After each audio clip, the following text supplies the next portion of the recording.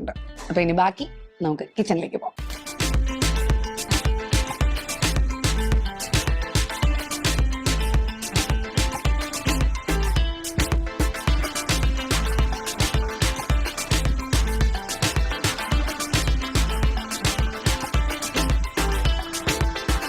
അപ്പം നമ്മൾ മാരിനേറ്റ് ചെയ്ത് വെച്ച കൊഞ്ച് നമ്മൾ ഫ്രൈ ചെയ്യാൻ വേണ്ടി പോവാം. ഇതൊരു almost more than half an hour ആയി കിട്ടും.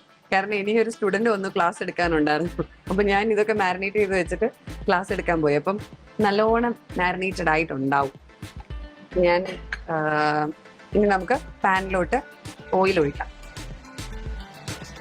ആക്ച്വലി ഓയിൽ കുറച്ച് വേണം, എന്നാലേ ഇത് നമുക്ക് വൃത്തിയായിട്ട് ഫ്രൈ ചെയ്തെടുക്കാൻ പറ്റുള്ളൂ. പിന്നെ ഓൾസോ നമ്മൾ ഈ കൊഞ്ച് ഫ്രൈ ചെയ്തെടുത്ത ഈ ഓയിൽ ഉണ്ടല്ലോ, ഇതിന്റെ ബാലൻസിൽ തന്നെയാണ് ബാക്കിയുള്ള ഇൻഗ്രീഡിയൻസ് എല്ലാം ചെയ്യാൻ പോകുന്നത്.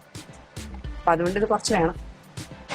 ഞാനിവിടെ വീടിന്റെ മുകളിൽ ഒരു ചെറിയ ടെറസിൽ ചെറിയ കുറച്ച് വെജിറ്റേഷൻ പരിപാടിയൊക്കെ നടത്തുന്നുണ്ട്.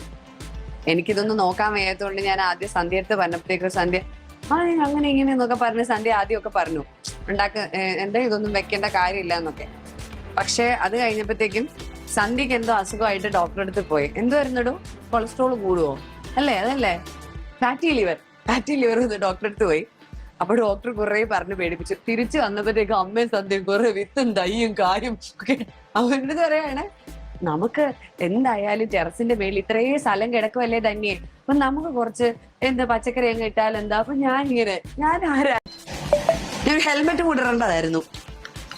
നമുക്കിനി ഈ കൊഞ്ച് ആക്ച്വലി സത്യം പറഞ്ഞാൽ അതിന് ഉപ്പ് കറക്റ്റ് ആയിട്ടുണ്ടോ എന്നുള്ളതിന് എനിക്ക് ചെറിയ സംശയമുള്ളതാണ്. ഉണ്ടല്ലേ? പിന്നെ ഉണ്ടാക്കിക്കൊണ്ടിരിക്കുമ്പോൾ ഞാൻ ചിലപ്പോൾ പല സാധനങ്ങളും വീണ്ടും ചേർക്കും.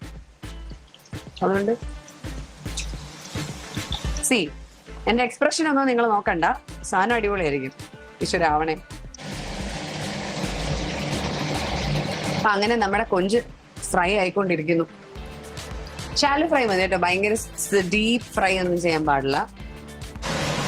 ആയെന്ന് തോന്നുന്നു. നമുക്ക് പതുക്കെ ഒന്ന് തിരിച്ചിടാവേ.